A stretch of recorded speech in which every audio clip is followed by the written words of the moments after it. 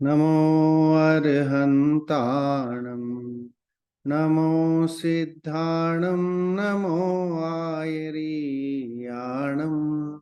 नमो वज्रायाणं नमो लोये सव्वसाहुणम् मङ्गलं भगवान् वीरो मङ्गलं गौतमो गणी मङ्गलं कुन्दकुन्दाद्यो जैनधर्मोऽस्तु मङ्गलम् सर्वमङ्गलमाङ्गल्यं सर्वकल्याणकारकं प्रधानं सर्वधर्माणां जैनं जयतु शासनं जैनं जयतु शासनं जैनं जयतु शासनम् मंगलमय मंगलकरण वीतराग विज्ञान नमो ताहि जाते भये अरहंतादि महान करि मंगल करि हो महा ग्रंथ करन को काज जाते मिले समाज सब पावे निज पद राज पावे निज पद राज अरहंत सिद्ध सूरी उपाध्याय साधु सर्व अर्थ के प्रकाशी मांगलिक उपकारी हैं तीन को स्वरूप जानी रागते भई जो भक्ति काय को न माए स्तुति को उचारी है धन्य धन्य तुम ही से काज सब आज भय कर जोरी बारी बारी वंदना हमारी है मंगल कल्याण सुख ऐसो हम चाहत हैं हो मेरी ऐसी दशा जैसी तुम धारी है हो मेरी ऐसी दशा जैसी तुम धारी है। यहाँ पर मोक्ष मार्ग प्रकाशक ग्रंथाधिराज विराजमान है और मोक्ष मार्ग प्रकाशक ग्रंथ के तीसरे अध्याय का टाइटल जो दिया था संसार दुख और उसका मूल कारण। हम ये जानने का प्रयास कर रहे हैं कि आखिर संसार में सुख है कि नहीं है। सो यहाँ पर संसार में दुख ही दुख है, इस बात की जो है प्ररूपणा की गई है, उसको यहाँ बताया गया है। आज की कक्षा का हमारा उद्देश्य स्वाध्याय के लाभों में सबसे पहला लाभ है क्रोधादि कषायों की मंदता होती है। जब हम स्वाध्याय करते हैं अल्प ज्ञान होने पर 3 लोक का ज्ञान होता है और अधिक अधिक ज्ञान होने पर आनंद भी विशेष होता है, इसलिए हम यह स्वाध्याय यहाँ पर करते हैं। आज संसार दुख के बारे में हम जानेंगे, इस स्वाध्याय संसार दुख का कारण क्या है इसके बारे में और आत्मज्ञान के महत्व के बारे में चर्चा यहाँ पर आज करनी है। और इसी विषय को लेकर के अब देखिए यहाँ पर है दर्शन मोह से दुख और उसकी निवृत्ति, इस विषय पर चर्चा आज हम यहाँ पर करेंगे। दर्शन मोह से दुख और उससे पहले टोडरमल जी जो है जैसे ही अध्याय शुरू किया था तो अध्याय शुरू करने के बाद कर्मों की अपेक्षा से इसकी चर्चा की थी। ज्ञानावरण और दर्शनावरण के शवशम से होने वाला दुख और उससे निवृत्ति, इसकी चर्चा हमने की, जिसमें संयोगों के बारे में बात की थी कि संयोग सब क्षणभंगुर हैं, नाशवान हैं, वे हमारे साथ सदा काल रह नहीं सकते, है ना। चेतन और अचेतन दोनों ही पदार्थ अपने अपने द्रव्य क्षेत्र काल भाव के अनुसार परिणमित होते हैं, लेकिन हम अपनी अज्ञानता के कारण, अपने मिथ्यात्व के कारण से हम उसे अपना मानते हैं और दुखी होते हैं। उसी की चर्चा को आगे बढ़ाते हुए पिछली कक्षा में आया था कि प्रवचन सार में एक गाथा आई थी, उस गाथा को भी टोडरमल जी ने यहाँ कोटेड किया था और उस गाथा में बताया था सपरम बाधा संयम वाली। सपरम बाधा संयम विच्छिन्नम बंध कारणम विषमम जम इंद्रिये ही लद्दम तम सौखम दुखमेव ताहा। इसमें कहा था कि जो इंद्रियों से प्राप्त किया सुख है वह पराधीन है, बाधा सहित है, विनाशिक है, बंध का कारण है, विषम है, सो ऐसा सुख इस प्रकार दुखी है।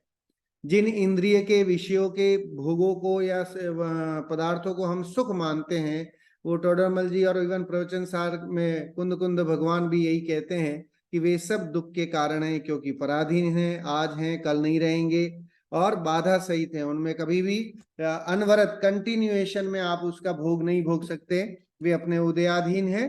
तो अगर हमारा पुण्य का उदय है तो वे संयोग बनते हैं, पाप का उदय होता है तो संयोग बिछुड़ जाते हैं। इसकी चर्चा होने के बाद अब जो विषय है वो बहुत ही मजेदार विषय है, क्योंकि इसको जाने बिना सुख की प्राप्ति या धर्म की प्राप्ति संभव नहीं है। सो इसलिए भी जो है वो हमें इसको जानना बहुत जरूरी है, ये हमारे ख्याल में आना बहुत जरूरी है। तो इसकी चर्चा अपन यहाँ पर करते हैं, पढ़ते हैं। देखिए, दर्शन मोह से दुख और उसकी निवृत्ति। प्रथम तो दर्शन मोह के उदय से मिथ्या दर्शन होता है। उसके द्वारा जैसा इसके श्रद्धान है वैसा तो पदार्थ होता नहीं है, जैसा पदार्थ है वैसा यह मानता नहीं है, इसलिए इसको आकुलता ही रहती है। टोडरमल जी कहते हैं सबसे पहले प्रथम तो दर्शन मोह के उदय से मिथ्या दर्शन होता है ना। दर्शन मोह मतलब तत्व के प्रति सच्चा श्रद्धान नहीं, सात तत्व के प्रति सच्चा श्रद्धान नहीं, जीव और आत्मा है ना, समझ लीजिए जीव और शरीर के प्रति भेद विज्ञान नहीं। जब तक शरीर और आत्मा के प्रति भेद विज्ञान नहीं होगा मिथ्या दर्शन हटेगा नहीं, और मिथ्या दर्शन हटने पर सम्यक की प्राप्ति होती है। जैसे वो कहते हैं ना, अंधकार हटाने के लिए क्या करना, तो कह रहे हैं अंधकार हटाने के लिए कुछ नहीं करना पड़ता है, सिर्फ बल्ब जलाना पड़ता है। जैसे ही बल्ब जलाते हैं, दीपक जलाते हैं, स्वयमेव अंधकार दूर हो जाता है। जैसे ही सम्यक है ना, यह जीव शरीर और आत्मा को भेद विज्ञान से के बल से जानने लग जाता है कि मैं हूं और पर है, ऐसा श्रद्धान होते ही सम्यक की प्राप्ति होती है और मिथ्या दर्शन भाग जाता है। सो दर्शन मोह मतलब श्रद्धान में गड़बड़ी, सात तत्वों के प्रति सच्ची श्रद्धा नहीं, देव शास्त्र गुरु के प्रति सच्ची श्रद्धा नहीं, मैं कौन हूं इसका ज्ञान नहीं, इस कारण से जीव दुखी है। अगर जीव को ये पता है कि मैं जीव हूं, मैं अनादि काल से हूं, अनंत काल तक रहने वाला हूं, अनादि निधन हूं, मुझे कोई मार नहीं सकता, कोई बच्चा है ना मेरा नाश नहीं कर सकता, इस तरह की भावना, इस तरह के विचार अगर हमारे अंतर में आ जाए तो हम निर्भय हुए बिना रहेंगे नहीं। सो हमें अगर भय है किसी चीज का, चाहे वो जन्म का भय, मरण का भय, जो भी भय है, तो भय होने का कारण है कि मिथ्यात्व मौजूद है। तो सबसे पहले दर्शन मोह के उदय से मिथ्या दर्शन, तत्व के प्रति विपरीत श्रद्धा, उल्टी मान्यता का नाम है मिथ्यात्व। सो उल्टी मान्यता क्यों है? क्योंकि दर्शन वैसा है ना। तो दर्शन वैसा कैसा है? दर्शन की विपरीत दर्शन है, दर्शन मोह जिसे बोलते हैं। सो दर्शन मोह के उदय से तत्व के प्रति सच्ची श्रद्धा नहीं, इसलिए उसका नाम मिथ्या दर्शन। और मिथ्या दर्शन होता है और उसके द्वारा जैसा इसका श्रद्धान है वैसा तो पदार्थ होता नहीं है। भाई हमारा श्रद्धान क्या है कि हम अनादिकाल से शरीर को अपना माने बैठे हैं कि है ना, छह ढाला में दौलत राम जी ने कहा, तन उपजत अपनी उपज जान, तन नशत आपको नाश मान, रागादि प्रगट ये दुख देन, तिन ही को सेवत गिनत चैन। है ना, ये सबसे बड़ी जीव अजीव संबंधी भूल हम करते हैं। तन उपजत अपनी उपज जान, अपने शरीर के उत्पन्न होने पे ये मानता है मेरा जन्म हो गया, शरीर के नाश होने पर ये मानता है कि मेरा मरण हो गया। जन्म मरण किसका होता है?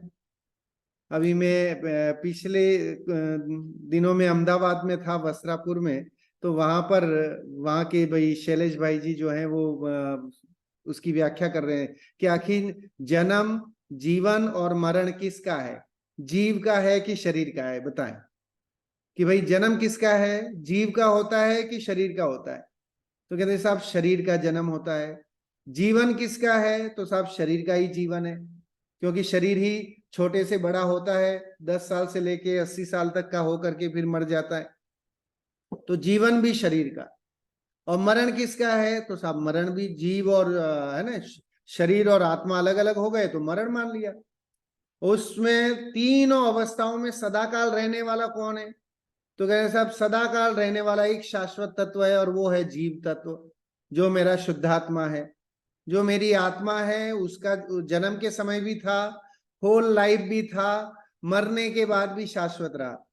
मेरा शरीर एक ऐसा है जो जन्म के समय तो बहुत अच्छा सुंदर दिखता था, फिर युवा हुआ तो और अच्छा दिखने लगा, फिर प्रौढ़ हुआ तो थोड़ा ढलने लगा, बुढ़ापा हुआ तो और वो हो गया, और फिर नष्ट हो गया।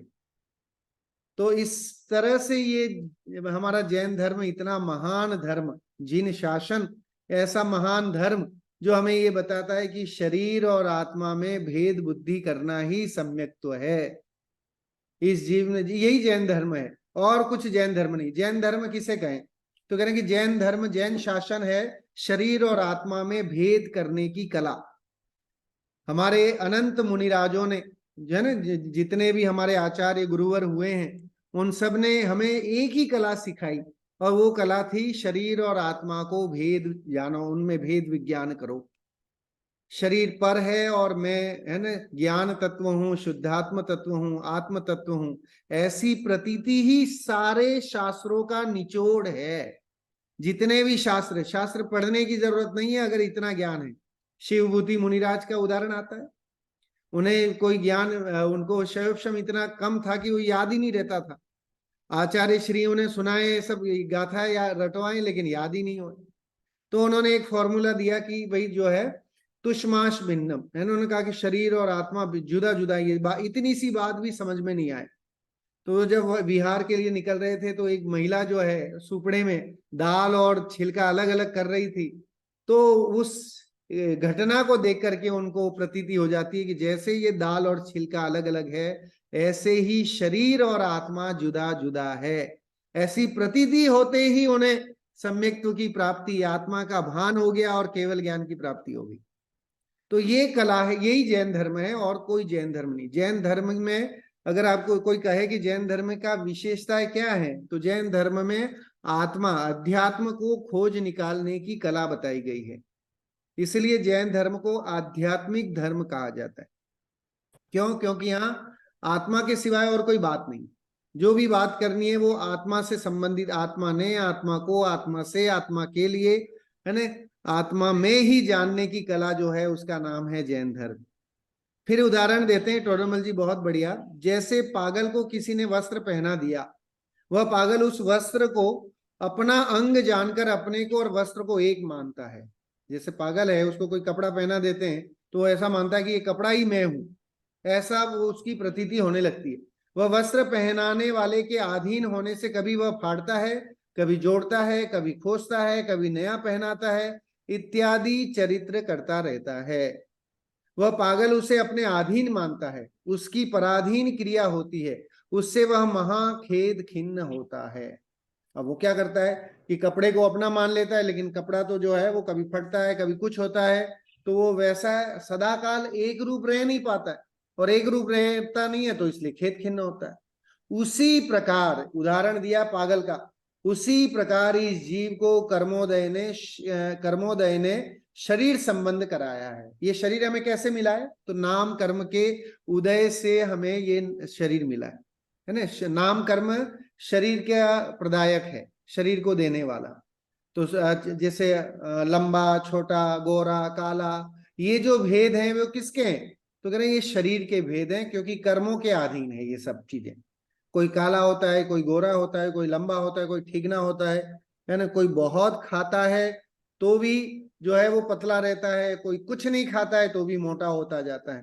तो ये सब शरीर के कर्मोदय के अनुसार, नाम कर्म के उदय से ऐसा शरीर, ऐसा वर्ण, ऐसा सब कुछ हमें मिलता है।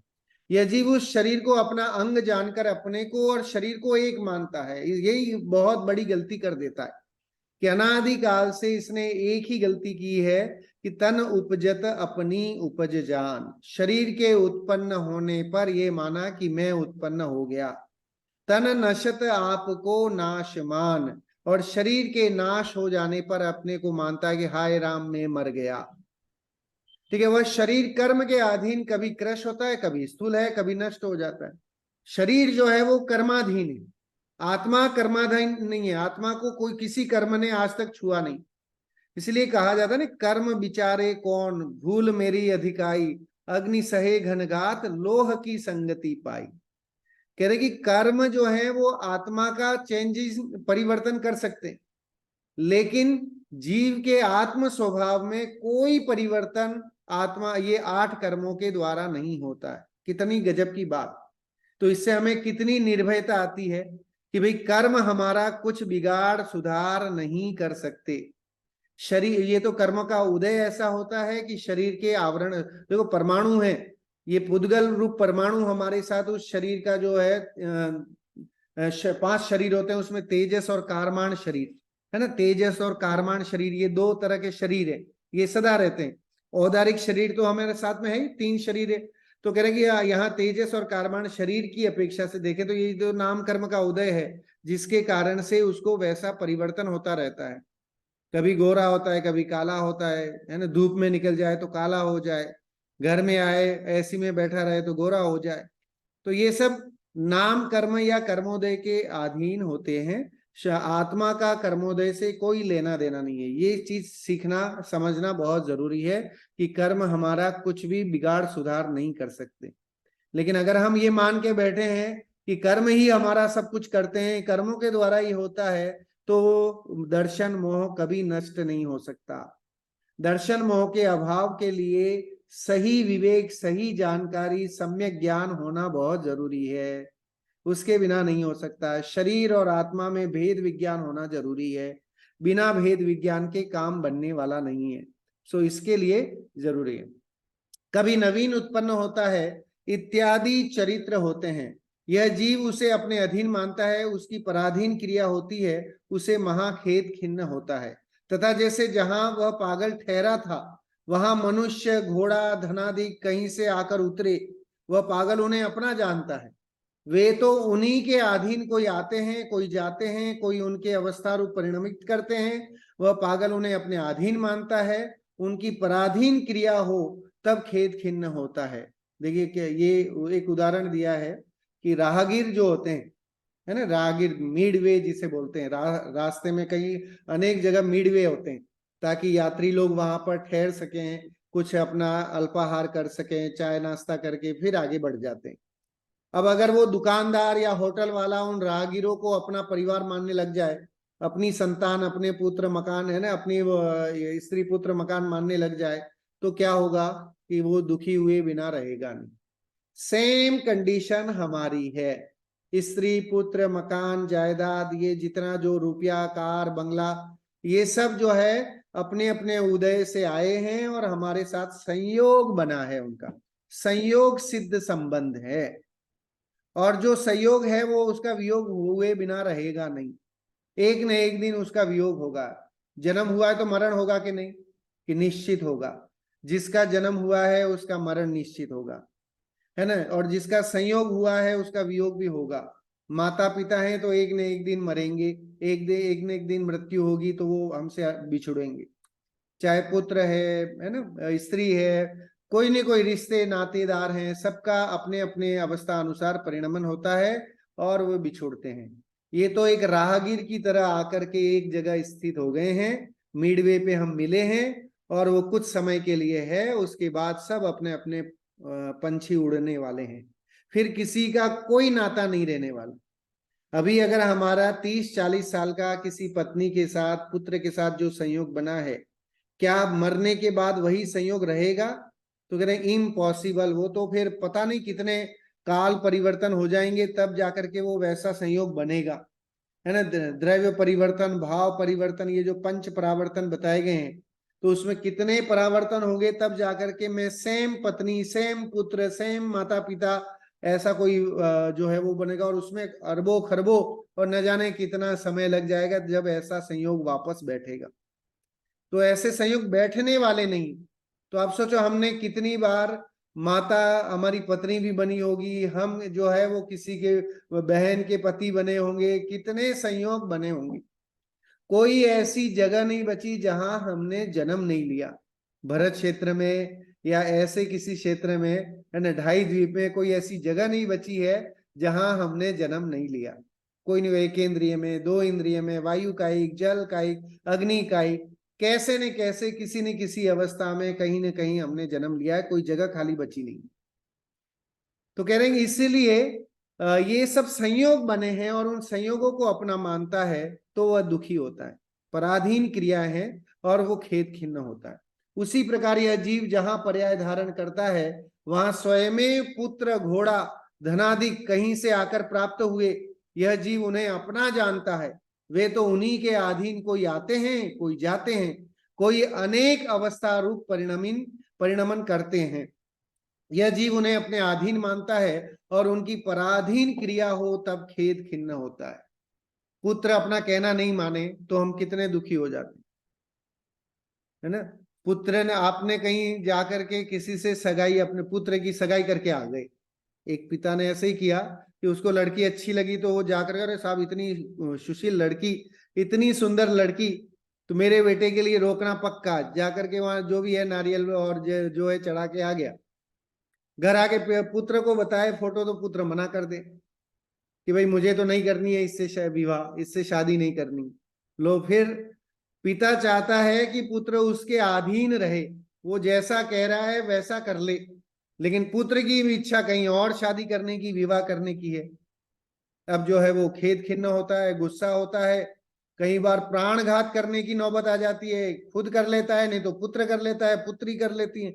कितनी घटनाएं हम जो है वो अखबारों में पढ़ते हैं, सुनते हैं, ये लव अफेयर्स की, प्रेम विवाह की और इससे रिलेटेड, है ना। तो ये सब चीजें सुनने में आती हैं, समझने में, लेकिन ये जब हमें अंतर में ये रियलिटी समझ में आए कि ये सब संयोग ऐसे बने हैं और ये संयोग सदा काल रहने वाले नहीं है, ये प्रतीति होना चाहिए हमेशा।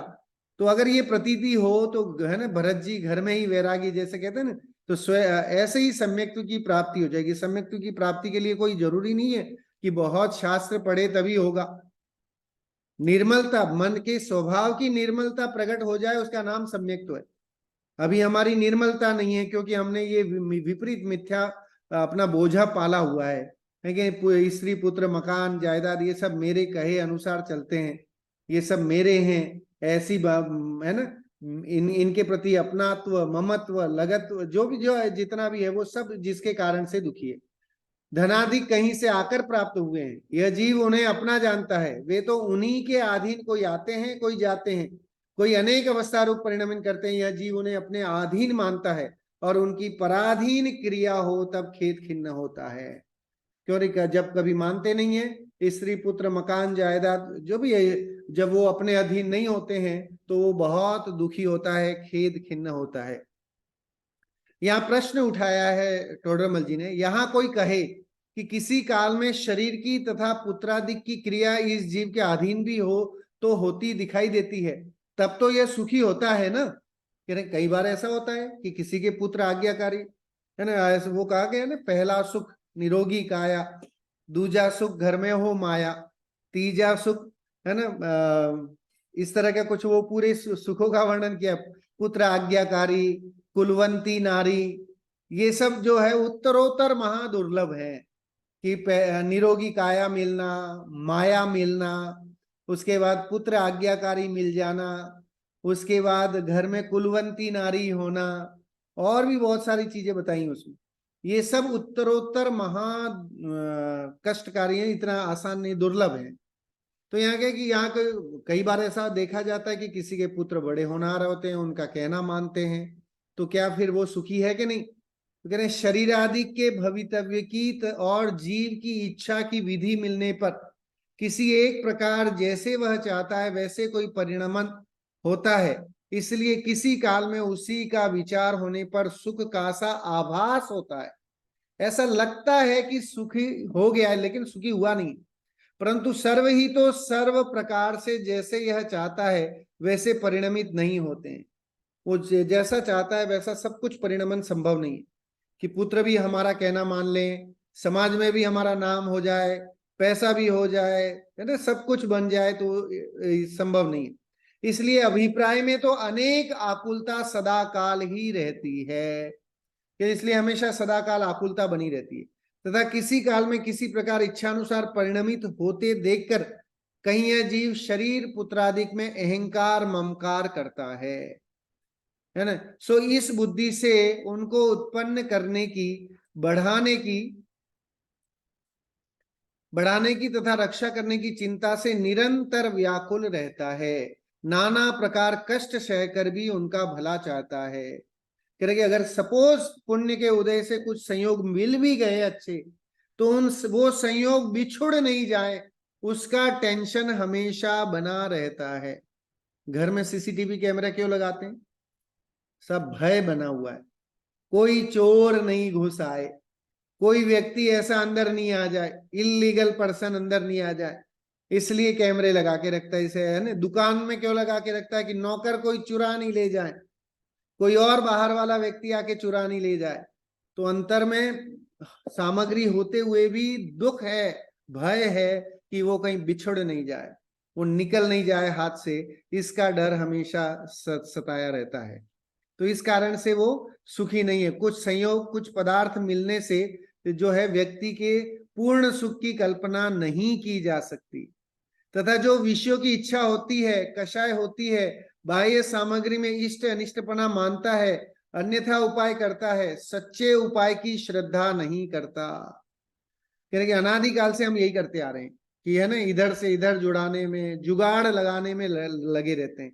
इसका विवाह उससे करवा दें, उससे उसका संबंध करवा दें, आपस में जो है इस तरह का। लेकिन जो सच्चा उपाय है निराकुल सुखी होने का, वो इसने न तो सुना, न किया, न कभी प्रयास हुआ, अन्यथा कल्पना करता है। सो इन सबका मूल कारण एक मिथ्या दर्शन है। मुनिराज महासुखी क्यों है? क्योंकि मिथ्या दर्शन नहीं है।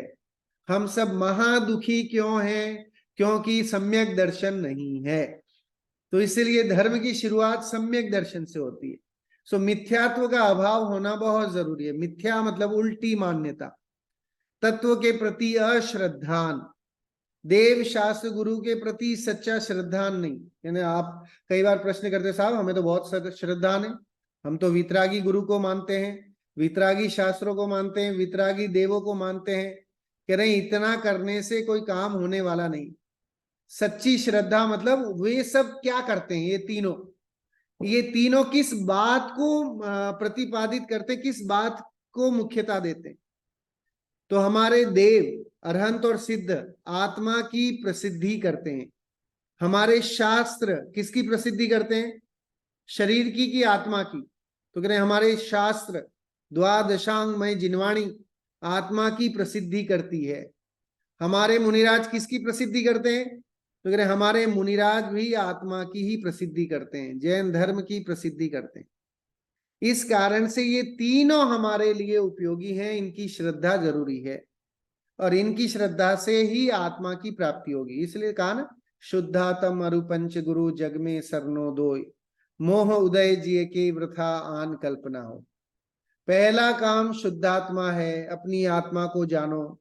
दूसरा काम, आत्मा को नहीं जान सकते हो तो जिन्होंने आत्मा को जाना है उनको जानो। तो किन्होंने जाना है? कि अरहंत और सिद्धों ने जाना है, मुनिराजों ने जाना है आत्मा को, जिनवाणी में उस आत्मा को जानने का रहस्य बताया है। इसलिए देव शास्त्र गुरु की श्रद्धा करो। ठीक है, ये काम मेन है जो हमें करना है, तभी मिथ्यात्व का अभाव हो सकता है, तभी जैन धर्म की शुरुआत ही तभी है, उससे पहले नहीं। उसका नाश होने पर सबका नाश हो जाता है। इसलिए सब दुखों का मूल यह मिथ्या दर्शन ही है। देखो, दुखों का मूल कारण क्या है? दुख जो है उसका कारण पदार्थ नहीं है, संयोग नहीं है, संयोग है ना, और कर्म का उदय भी नहीं है। अगर कर्म का उदय दुखी कराने वाला हो तो श्रृगालनी सुकुमाल मुनिराज को खा रही है, उनके शरीर से खून निकल रहा है, लेकिन उन्हें जरा भी वेदन नहीं हो रहा, और वे अपनी आत्मा के आनंद में लीन है ना। गज कुमार मुनिराज की सिगड़ी जलाई जा रही है, लेकिन उन्हें कोई दिक्कत नहीं है। पांडवों को जो है वो गहने पहनाए जा रहे हैं गरम गरम, तो उन्हें कोई फर्क नहीं पड़ता है। इसका मतलब कर्म का उदय हमें प्रभावित नहीं कर सकता जब तक कि हमें आत्मा का भान नहीं है। अगर आत्मा का भान है तो कोई कर्म हमारा कुछ बिगाड़ नहीं सकता। आत्मा का भान नहीं मतलब मिथ्या दर्शन है, तो हम उन कर्मों से भी छलाए जाते हैं। हम ये मान के बैठ जाते हैं कि कर्म उदय, हाय राम, है ना, मेरे साथ ही ऐसा क्यों होता है, मेरे ही साथ ऐसा क्यों होता है, मुझे ही ऐसे है ना संयोग क्यों मिले, ऐसे बुरे लोगों के संयोग मुझे क्यों मिले। लेकिन ऐसी सभी परिस्थितियों में भी हमारे मुनिराज विकट परिस्थितियों में मुनिराजों की चर्चा आती है ना, ग्रीष्म ऋतु शिखर के ऊपर, गर्मी के समय में मुनिराज जो है शिखर पर जहां और गर्मी होती है वहां जाके बैठ के तपस्या करते हैं। शीतकाल में एकदम है ना वो उसके पर नदी के किनारे जाकर के बैठ के, वर्षा में पेड़ों के नीचे बैठ करके वो ऐसी तपस्या करते हैं, ऐसी ऐसी अपनी काया का क्लेश करके और शरीर के प्रति जरा भी ममत्व भाव नहीं रख करके और इस तरह की भावना रखते हैं और अपने आत्मा का भान करते हैं। मिथ्यात्व का अभाव हो ही चुका है, सम्यक्त्व की प्राप्ति है वहां, इस कारण से वो जो है महासुखी देखे जाते हैं। कोई डाउट है क्या कि निर्ग्रंथ मुनिराज जो हैं वो दुखी हैं कि सुखी हैं? तो कहने साहब परम सुखी हैं, कोई उन्हें बैंक बैलेंस की टेंशन नहीं, कोई मान सम्मान का वो नहीं है ना, परिवार घर बार सब छोड़ छाड़ करके और अपनी आत्मा के आनंद में सदाकाल मस्त रहते हैं। तो उन्हें वो निर्भय रहते हैं, वन जंगल में रह करके भी उन्हें कोई डर नहीं होता है। दौलत राम जी ने मुनियों की ध्यानस्थ अवस्था का गजब चित्र खींचा है। उन्होंने तीन शिथिर मुद्रा देखी मृगगण उपल खाज खुजावते, मुनिराजों की शांत मुद्रा को देख करके हिरण भी उनकी पीठ पर अपनी खाज को खुजाते, इतने ध्यानस्थ हो जाते है ना, सब संकल्प विकल्पों को त्याग देते हैं। और वहां तीन कषाय चौकड़ी का अभाव है, अनंतानुबंधी प्रत्याख्यान अप्रत्याख्यानावरण, सिर्फ संजीवलन कषाय थोड़ी विद्यमान है और बाकी की तीन कषाय की जो अपवित्रता है ना, वो सब दूर हो गई है। तो इस कारण से वे महासुखी देखे जाते हैं। इसलिए सब दुखों का मूल कारण क्या है? मिथ्या दर्शन, तथा सब सुखों का मूल कारण सम्यक दर्शन, तथा उस मिथ्या दर्शन के नाश का उपाय भी नहीं करता है। अन्यथा श्रद्धान को सत्य श्रद्धान माने तब उपाय किस लिए करें? सबसे बड़ी समस्या तो भूल यहीं बैठी है, हमने शरीर को ही अपना मान लिया है, तो फिर कहां से वो होगा, है ना।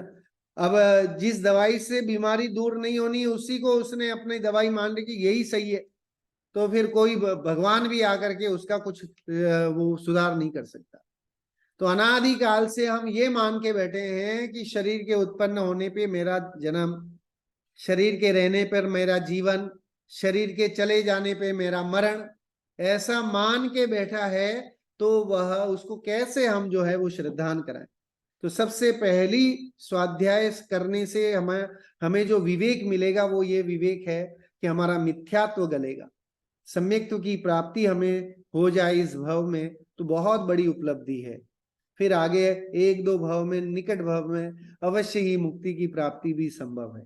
तथा संगी पंचेंद्रिय कदाचित तत्व निश्चय करने का उपाय विचारे, ठीक है, वहां अभाग्य से कुदेव कुगुरु कुशात्र का निमित्त बने तो अतत्व श्रद्धान पुष्ट हो जाता है। कितने जैनी जैन कुल में भी पैदा हो करके और वो कितने कुदेव कुगुरु कुशास्त्र का पोषण करते हैं, ऐसे ऐसे क्रियाकांडों में लगे रहते हैं जिन्हें सही तत्व का भान नहीं है, सही तत्व की पकड़ नहीं है।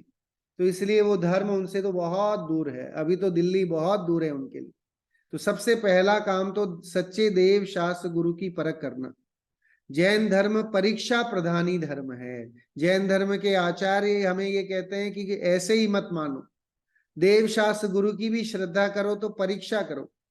समंत भद्र आचार्य ने आप्तमीमांसा ग्रंथ लिखा, उसमें लिखा स त्वमेवसि निर्दोषो युक्ति शास्त्रा विरोधी वाक अविरोधो यदिष्टम ते प्रसिद्धेन न बाध्यते। और लिखा देवागमन भोयान चामरादि विभूतया माया विश्वपि दृश्यन्ते न तस्त्वमसि नो महा। कह रहे कि हे अरहंत भगवान, मैं आपको इसलिए नमस्कार नहीं कर रहा हूं क्योंकि आपके पास छत्र है, चवर है, भामंडल है, अशोक वृक्ष है, देव दुंदुबी है ना, पुष्प वृष्टि है, सिंहासन है, ये अष्ट प्रातिहार्य है, इसलिए हे भगवान मैं आपको नहीं पूछता हूं। मैं आपको इसलिए पूछता हूं क्योंकि आपके पास सम्यक दर्शन है, सम्यक ज्ञान है, सम्यक चारित्र है। पूज्यत्व का कारण क्या है? सम्यक दर्शन, ज्ञान और चारित्र। वीतरागता पूज्य है, सरागता नहीं। कुदेव कुगुरु कुशास्त्र ये राग का पोषण कर, है ना, जो पहले से ही राग में था, जो मिथ्यात्व में था, और उसी का आश्रय ले तो मिथ्यात्व और पुष्ट होगा, मिथ्यात्व गलेगा नहीं। लेकिन पहले से मिथ्यात्व में थे और वितरागी के शरण में आए तो हमारा मिथ्यात्व गलना संभव है। इसलिए श्रद्धान जो है वो वीतरागता का करना है। वितरागी देव शास्त्र गुरु का श्रद्धान ही सम्यक्त्व का कारण है। सो निमित्त बने सो अतत्व श्रद्धान पुष्ट हो जाता है। बल्कि ऐसे कितने संयोग बनते हैं, आस पड़ोस वाले लेके जाते हैं कि चलो भाई वहां हमारे यहाँ जागरण हो रहा है, हमारे यहाँ इस तरह का कुछ हो रहा है, और दुनिया भर की चीजें हैं, और वहां जाता है और वहां उसे बड़ा आनंद भी आता है कि साहब बड़े जयकारे लग रहे हैं, बड़ा ऐसा हो रहा है ना, दीप धूप बत्तियां जल रही हैं। तो कह रहे उससे काम होने वाला नहीं है। वह तो जानता है कि इनसे मेरा भला होगा, ये अनादि है ना, विपरीत श्रद्धान मान के बैठा है, परंतु वे ऐसा उपाय करते हैं जिससे वह अचेत हो जाए। वस्तु स्वरूप का विचार करने को उद्यमी हुआ था, सो विपरीत विचार में दृढ़ हो जाता है। कह रहे कि कुदेव कुगुरु शास्त्र के चक्कर में पढ़ करके वो और अचेत हो जाता है, जितनी चेतना थी वो भी चली जाती, और वो विपरीत विचार में दृढ़ हो जाता है, और तब विषय कषाय की वासना बढ़ने से अधिक दुखी हो जाता है। और वहां जाकर के भी विषय कषाय बढ़ाता है तो और ज्यादा दुखी होता है। तथा कदाचित सुदेव सुगुरु सुशास्त्र का भी निमित्त बन जाए तो वहां उनके निश्चय उपदेश का तो श्रद्धान नहीं करता, व्यवहार श्रद्धान से अतत्व श्रद्धानी ही रहता है। दोनों टाइप के बता दिए। एक तो विपरीत ही जा रहा है, जाना था मुंबई लेकिन उसने कोई दूसरा ही रास्ता अपना लिया, पुणे की ओर निकल गया तो मुंबई पहुंचा ही नहीं। एक जो है जा तो रहा है, सूरत की ओर से जाने की कोशिश कर रहा है, लेकिन फिर भी बीच में अटक पटक के कहीं और निकल गया। वहां मंद कषाय हो तथा विषय की इच्छा घटे तो थोड़ा दुखी होता है, परंतु फिर जैसे का तैसा हो जाता है। इसलिए यह संसारी जो उपाय करता है वे भी झूठे ही होते हैं, इसलिए ये सही उपाय नहीं। टोडरमल जी कहते हैं मुक्ति प्राप्त करने का ये सही उपाय नहीं है। सही उपाय क्या है साहब? हमने तो, आपने कहा तो हमने स्वाध्याय भी शुरू कर दिया, देव दर्शन भी कर दिया, पूजा पाठ भी करना शुरू कर दिया, माला जपना भी शुरू कर दिया, सब कर दिया, अब तो मिलेगा ना धर्म मोक्ष मार्ग? कि साहब ऐसे नहीं मिलने वाला। कैसे मिलने वाला है? कि स्वयं में डुबकी लगाने से मिलने वाला है। तो ये सब तो पराधीन है ना, ये सब हम पर हैं, इनके संयोग से नहीं होने वाला है। अच्छा, कौन से भगवान है जो हमें मुक्ति की मार्ग या मोक्ष दिला दे? 24 तीर्थंकरों में कौन से तीर्थंकर है ना शक्तिशाली हैं जो हमें मोक्ष दिला सकते हैं? जैन धर्म कहता है कोई भी तीर्थंकर में इतनी ताकत नहीं है। ताकतवर तो है, वो शक्तिशाली हैं, लेकिन है ना, अनंत ज्ञान, अनंत दर्शन, अनंत सुख, अनंत वीर्य है, लेकिन वे किसी का कुछ कर नहीं सकते। करना किसको है? तो कहने स्वयं ही करना है, स्वयं में ही करना है, स्वयं से ही करना है, और किसी और से नहीं। यह धर्म ऐसा है, एकला चलो वाली बात, कि यहां पर आपको अकेले ही चलना पड़ेगा।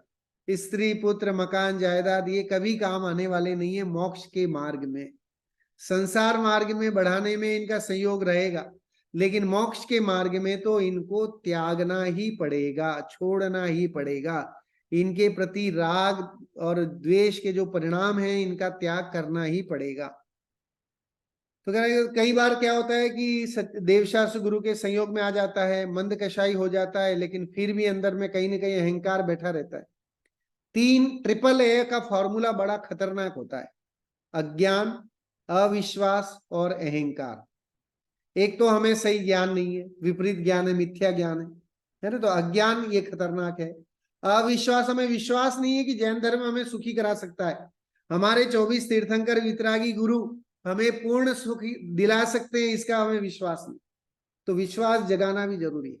और तीसरा अहंकार अंतर में पड़ा हुआ है, तो वो अहम जो है वो निकल जाए तो सहज ही सरलता आ जाए, आत्मा के सहज सरल स्वभाव का उद्घाटन हो जाए।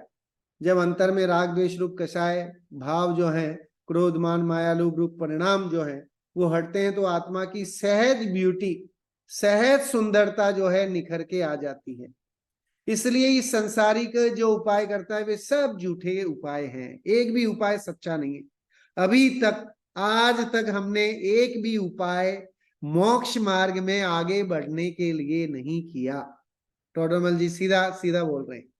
तथा इस संसारी के यह एक उपाय है कि स्वयं को जैसा श्रद्धा ने उसी प्रकार पदार्थों को परिणमित कराना चाहता है। सब आपको जैसा पता है आप उसी तरह से सबको परिणमित कराना चाहते हैं। यदि वे परिणमित हो तो उसका सच्चा श्रद्धान हो जाए। परंतु अनाद गजब की बात है, ये हमें अपने घर के उसमें लिखने लायक बात है जो टोडरमल जी के इस ग्रंथ में आई है, पढ़ने लायक बात और समझने लायक। हमारा जीवन संवर सकता है अगर ये पंक्तियां हमारे दिलो जहन में बैठ जाए। पढ़ता हूं, यदि वे परिणमित हो तो उसका सच्चा श्रद्धान हो जाए, परंतु अनादि निधन वस्तुएं भिन्न भिन्न अपनी मर्यादा सहित परिणमित होती हैं। सारी वस्तुएं अपनी अपनी मर्यादा द्रव्य क्षेत्र काल भाव से परिणमित होती हैं। कोई किसी के अधीन नहीं है, न स्त्री पुत्र के अधीन है, पुत्र स्त्री के अधीन है, न पति पत्नी के अधीन है, कोई किसी के अधीन नहीं। कोई किसी के परिणमित कराने से परिणमित नहीं होती है। आप चाह लो कितना भी, लेकिन आपका सोचा, आपका है ना चाहा कभी पूरा नहीं होता है। उन्हें परिणमित कराना चाहे वह कोई उपाय नहीं है, वह तो मिथ्या दर्शन ही है। उसको तो मिथ्या दर्शन ही कहा गया है, वो कोई उपाय नहीं है। इसलिए देखिए वस्तु व्यवस्था ऐसी है, जगत में किसी भी चीज को करने वाले हम नहीं है, लेकिन अनादिकाल से हम जो है मिथ्यात्व के कारण भोक्ता है ना, कर्ता और भोक्ता मान के बैठे। कुंद कुंद भगवान ने समय सार में ये दोनों भूले निकाली हैं। अनादिकाल से हमने कर्तृत्व की और भोक्तृत्व की, ममत्व की और एकत्व की, ये चार मिस्टेक की हुई। पर वस्तुओं में है ना कर्तापने की, भोक्तापने की, एकत्व की, ममत्व की भावनाएं रखता है तो जीव क्या होता है, खेद खिन्न होता है, दुखी होता है।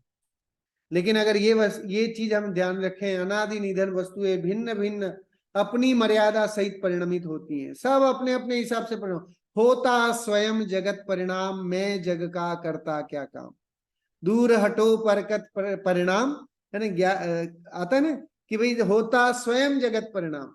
इस विश्व की व्यवस्था स्वयमेव है, कोई करने वाला नहीं। इसे बोलते हैं जैन धर्म, जैन धर्म का अकर्तावाद, कि यहाँ ईश्वर कोई करता नहीं है, हमारा भगवान जो है वो कुछ कर नहीं सकता। लेकिन हम अगर भगवान के स्वरूप को देखें, निहारें, उनको देखें तो निश्चित ही एक न एक दिन उनके जैसे बन सकते हैं। इसलिए मंदिर जी में प्रतिमा जी विराजमान, कि डेली सुबह जाओ, सुबह शाम जाओ और अपने स्वरूप को देख के आ जाओ, है ना। मंदिर जी में विराजमान प्रतिमा प्रतिबिंब है, इसलिए प्रतिबिंब क्यों, क्योंकि हमारे आत्मा के स्वरूप को रिफ्लेक्ट कराने वाली।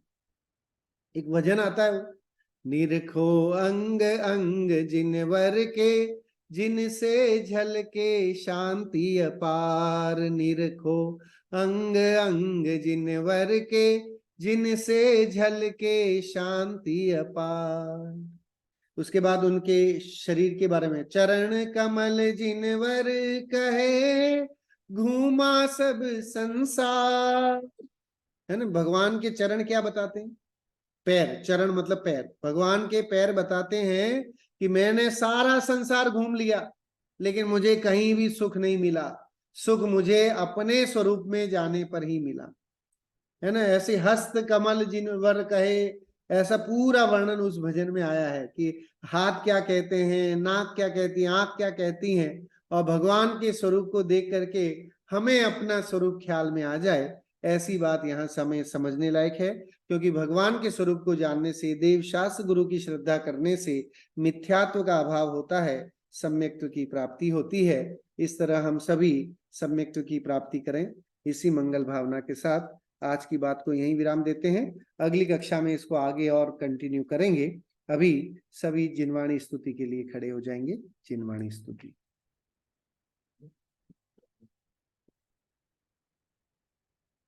मिथ्यात्म नाश वे को ज्ञान के प्रकाश, वे को आपा पर भास, वे को भानु सी बखानी है, छहो द्रैव जान वेको बंद विधि मान वेको स्वपर पिछान वेको परम प्रमानी है।